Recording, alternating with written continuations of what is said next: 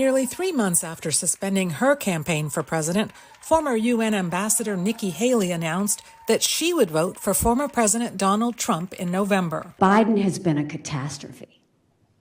So I will be voting for Trump. But her supporters are not necessarily following her lead.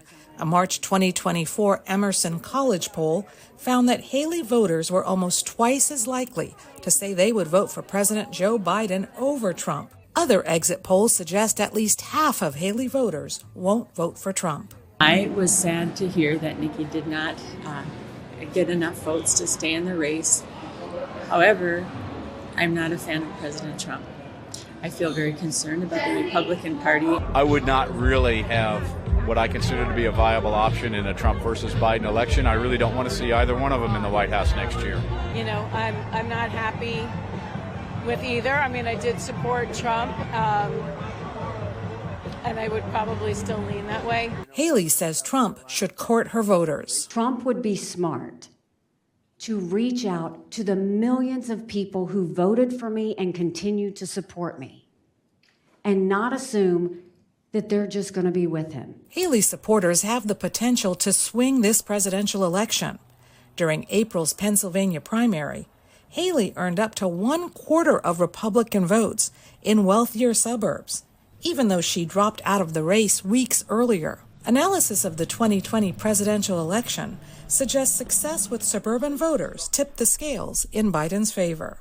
Haley pulled in big numbers in swing states, including Arizona, Georgia, Michigan, North Carolina, Nevada, and Wisconsin. You saw a lot of upscale, well-educated, well-off Republican voters trending toward Nikki Haley, and I think that included some of those independents as well. I could see some of them becoming swing voters in the general election. How do you bring these Nikki Haley voters back into the tent? I'm not sure we need too many. The Biden campaign is actively pursuing Haley supporters with ads like this, which showcase Trump bashing Haley, who he appointed UN ambassador.